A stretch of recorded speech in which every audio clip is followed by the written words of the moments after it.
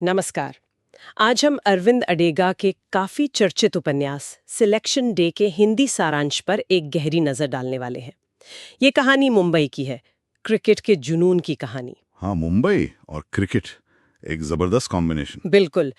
तो चलिए देखते हैं कि ये कहानी सिर्फ खेल के मैदान तक ही सीमित है या इसमें कुछ और भी परतें हैं। मतलब महत्वाकांक्षा, दबाव, पहचान, इन सब पर बात करेंगे। हाँ, देखते हैं।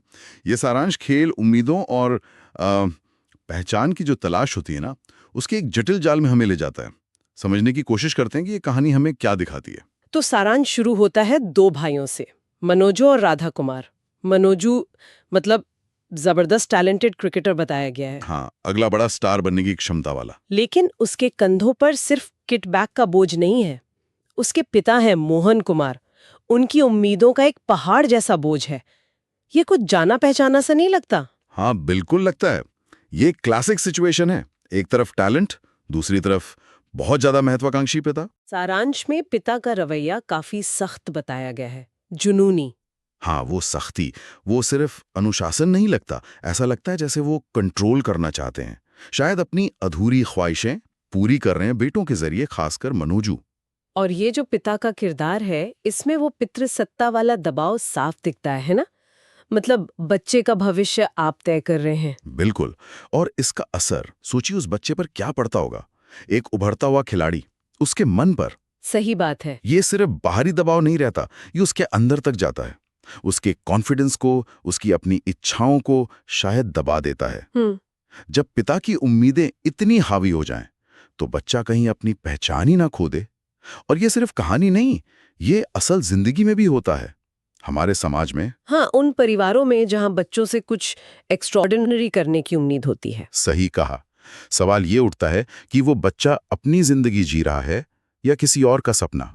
अच्छा, एक और बात है इसमें, सारांश में ये भी है कि मनोजू का बड़ा भाई राधा, हाँ, वो भी अच्छा खिलाड़ी है। हाँ। राधा का भी जिक्र है। लेकिन पिता का सारा ध्यान, सारा फोकस छोटे बेटे पर है, मनोजू पर। ये क्या करता होगा घर के माहौल में? ये चीज कॉम्प्लिकेटेड कर देती है। फिर ये सिर्फ टैलेंट की बात नहीं रह जाती, ये भाई भाई के बीच एक एक अनकही सी रेस शुरू कर देता है। तुलना, हाँ, कंपटीशन। हाँ। सोचिए राधा के मन पर क्या बीती होगी। उसे लगता होगा कि मुझे नजरअंदाज किया जा रहा है। जलन, हताशा, ये सब मुमकिन है। हाँ, ये रिश्तों को तो उलझाता ही होगा। बिल्कुल। ये दिखाता है कि पेरेंट्स का किसी एक बच्चे पे ज्यादा ध्यान देना पूरे परिवार का बैलेंस बिगाड़ सकता है। अच्छा, परिवार के बाहर के किरदारों का भी जिक्र है। एक तो कोच है टॉमी सर, हाँ, वो मनोजू का टैलेंट पहचानते हैं। हाँ।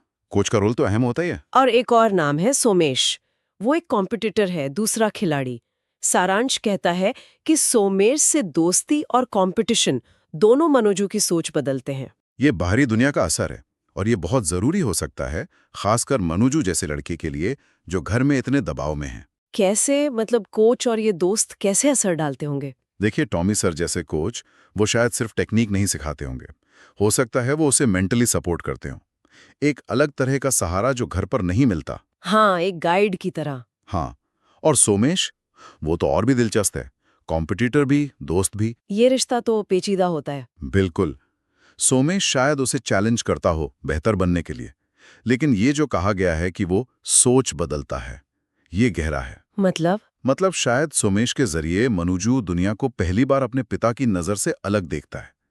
शायद उसे एहसास होता हो कि क्रिकेट के बाहर भी कुछ है, या सफलता का मतलब सिर्फ वो नहीं जो पिता कहते हैं। अच्छा, एक नई खिड़की खुलती है उसके लिए। हाँ, एक तरह से जो उसे अपने बारे में, अपनी इच्छाओं के बारे में सोचने पर मजबूर करें। ये बाहरी दुनिया वाकई बहुत अहम हो सकती है।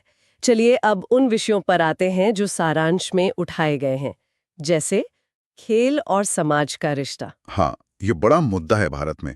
क्रिकेट सिर्फ खेल नहीं है। नहीं, बिल्कुल नहीं। ये तो धर्म जैसा है, एक जुनून है, उम्मीद है। हाँ, और सारांश शायद ये भी दिखाता है कि यही जुनून कैसे दबाव भी बन जाता है लोगों पर, परिवारों पर। और पितृसत्तात्मक दबाव की बात तो हमने की। फिर है किशोरावस्था की उलझने और पहचान की खोज। ये कैसे दिखते हैं मनोजू में? ये दोनों जुड़े हुए हैं। टीनेज वैसे ही कंफ्यूजिंग होती है, आप अपनी जगह ढूंढ रहे होते हैं। हाँ। मनोजू के लिए ये और मुश्किल है।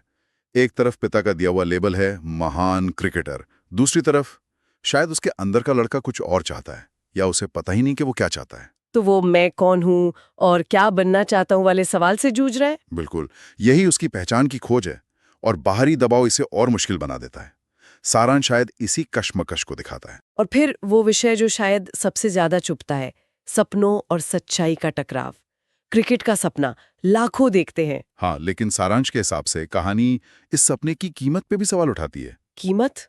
किस तरह की कीमत? शायद सिर्फ मेहनत और पसीने की नहीं, शायद नैतिक सवाल उठते हैं।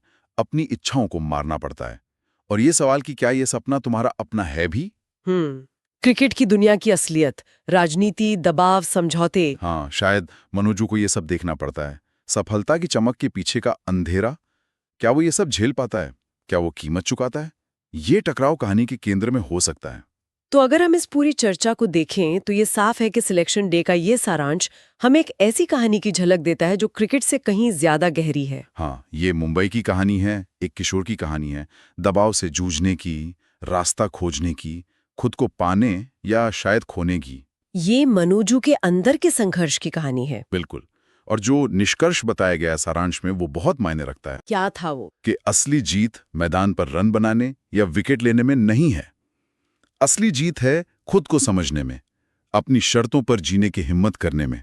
अच्छा, तो खेल एक सिंबल बन जाता है यहाँ। हाँ, जिंदगी की बड़ी लड़ाइयों का, हार जीत का। मैदान की कामयाबी शायद उतनी जरूरी नहीं जितनी मन की शांति, आत्मस्वीकृति। ये बात बहुत असरदार है। मतलब सपने, परिवार का दबाव और अपनी अंदर की आवाज, इनके बीच संतुलन बनाने की कोशिश, ये संघर्ष तो बहुत से लोग महसूस करते होंगे। हाँ, चाहे वो क्रिकेट खेलते हों या नहीं, ये यूनिवर्सल थीम है। बिल्कुल। और आखिर में ये सारांश हमें एक बड़े सवाल पर लाके छोड़ता है। जीवन में असली सिलेक्शन क्या है? असली सिलेक्शन? हाँ, क्या वो बाहरी कामयाबी चुनना है, जैसे टीम में सेलेक्ट होना, दुनिया की नज़र में सफल होना, या फिर अपनी अंदर की आवाज़ को चुनना, अपनी सच्ची इच्छाओं को, अपने उसूलों को? कौन सा चुनाव ज़्यादा है हमें? वाह, बाहरी सफलता या अंदर का सच, ये वाकई सोचने वाली बात है। हाँ, लगता है यही वो सवाल है जो बर्डिगा पाठक के मन में छोड़ना चाहते हैं। और ये सारांश हमें उसी सवाल तक पहुंचाता है। और ये सवाल सिर्फ मनोजू का नहीं है। नहीं, हम सबका है।